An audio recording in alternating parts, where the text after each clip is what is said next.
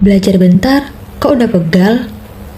Kenapa mengerjakan tugas atau belajar malah bikin badan tambah sakit? Pernah nggak sih baru belajar sebentar, tapi leher udah mulai sakit, punggung pegal, bahkan jadi nggak fokus belajar?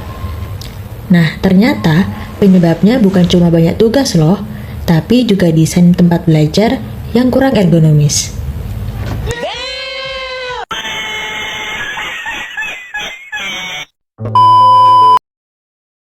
Halo, perkenalkan, saya Bella Kaputri. Pada video ini, saya akan melakukan observasi dan analisis mengenai desain tempat belajar yang saya gunakan sehari-hari berdasarkan prinsip ergonomi. Oh, hi. Wait a minute. Who are you?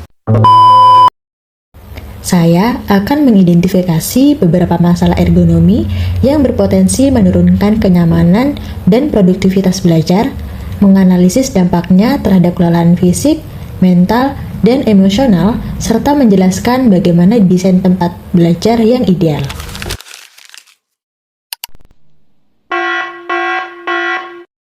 Tempat pertama yang sering saya gunakan untuk belajar adalah meja kecil ini. Namun, meja ini memiliki ukuran yang tidak terlalu besar dan dipenuhi banyak barang seperti kipas, make up, tisu, dan perlengkapan lainnya sehingga membuat ruang belajar menjadi sempit. Akibatnya, area untuk menulis dan menggunakan laptop menjadi terbatas, sehingga ruang untuk bergerak sangat terbatas.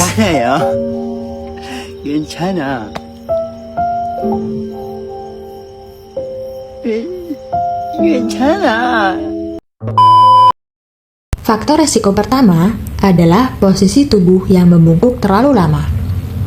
Karena tinggi meja kurang sesuai dan posisi laptop terlalu rendah, saya cenderung mencondongkan badan ke depan saat belajar atau mengerjakan tugas. Menurut saya, posisi ini kurang ergonomis karena tulang belakang tidak berada pada posisi netral. Jika dilakukan terus-menerus, hal ini berpotensi menyebabkan nyeri otot dan gangguan postur dalam tubuh. Untuk mengurangi resiko ini, saya bisa menggunakan kursi kecil atau bantalan duduk agar posisi tubuh lebih tinggi sehingga tidak terlalu membungkuk saat belajar.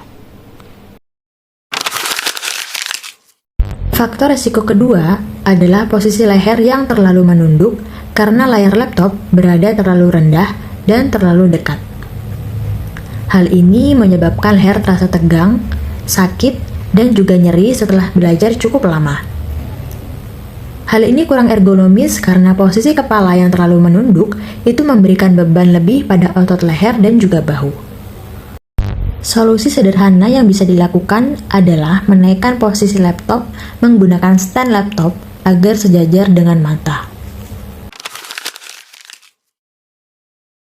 Dari kondisi tempat belajar tersebut, saya mengalami beberapa bentuk kelelahan fisik, seperti nyeri leher, punggung terasa kaku, pinggang pegal, serta tubuh cepat lelah. Kadang, saya harus berhenti sejenak untuk meregangkan tubuh karena posisi belajar yang terlalu lama terasa tidak nyaman. Selain fisik, kondisi tempat belajar ini juga memengaruhi mental. Ruang yang sempit, posisi yang tidak nyaman, dan rasa sakit pada tubuh membuat saya lebih sulit berkonsentrasi. Kadang tugas terasa lebih berat karena fokus menjadi mudah terpecah. Gue udah gak kuat, gue tuh capek banget, kayak gue bener-bener capek, kayak parah, kayak Kencana. Dari sisi emosional, belajar dalam kondisi tidak nyaman kadang membuat saya cepat bosan, mudah kesal, bahkan kehilangan semangat belajar. Ketika tubuh terasa sakit, suasana hati juga ikut berubah.